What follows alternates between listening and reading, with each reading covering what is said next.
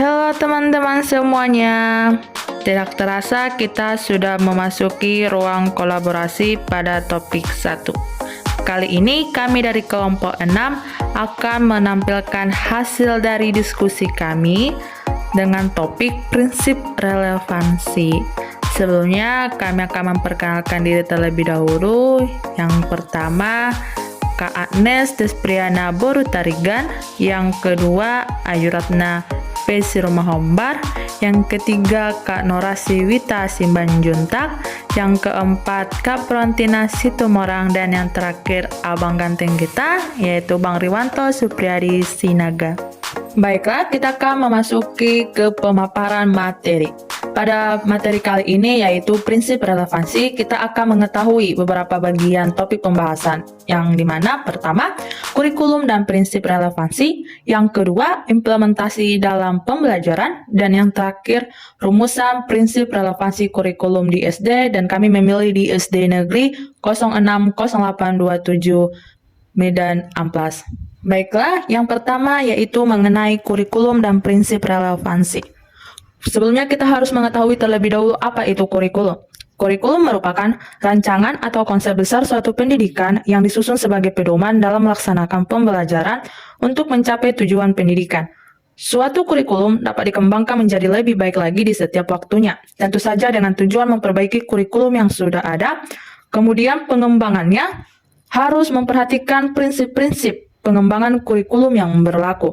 Salah satu prinsip dalam pengembangan kurikulum adalah prinsip relevansi. Relevansi secara istilah memiliki makna hubungan atau kaitan. Prinsip relevansi dalam kurikulum terbagi menjadi dua, yakni relevansi internal dan relevansi eksternal. Relevansi internal menekankan bahwa suatu kurikulum itu harus memiliki keterkaitan antara komponennya.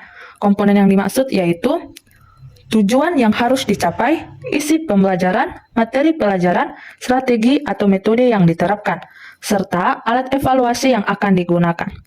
Sedangkan relevansi eksternal menekankan bahwa suatu kurikulum harus relevan dengan tuntutan perkembangan zaman atau relevansi epistemologis.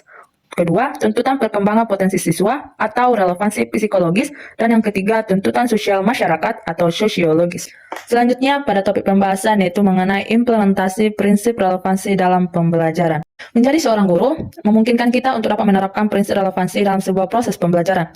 Beberapa contoh penerapan prinsip relevansi dalam pembelajaran, di sini kami menyajikan 4. Yang pertama, menyusun alur pembelajaran menggunakan sebuah mode pembelajaran yang relevan dengan tujuan pembelajaran. Yang kedua, menyusun alat evaluasi yang relevan dan dapat mengukur dengan baik capaian pembelajaran.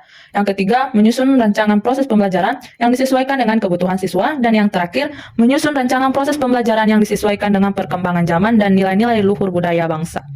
Dan yang terakhir yaitu topik pembahasannya mengenai rumusan prinsip relevansi kurikulum di SD, dan di sini kami memilih SD Negeri 060827. Rumusan prinsip relevansi yang kami temukan di sini ada 3. Yang pertama yaitu bahwasannya SD Negeri 060827 mengadakan pelatihan pembuatan media pembelajaran interaktif untuk guru dengan tujuan agar guru dapat membuat media yang sesuai dengan perkembangan zaman dan karakter siswa saat ini. Yang kedua yaitu SD Negeri 060827 mengadakan pertemuan dengan orang tua atau wali siswa terkait perkembangan peserta didik sebagai upaya penyesuaian tuntutan orang tua, pencapaian siswa terhadap masyarakat. Dan yang terakhir, pada SD Negeri 060827 mengadakan perlombaan olahraga dan seni sebagai upaya penerapan prinsip relevansi terhadap kebutuhan perkembangan potensi peserta didik yang bukan hanya di bidang akademik saja. Sekianlah hasil dari penjelasan map kami dari kelompok 6. Akhir kata kami ucapkan terima kasih.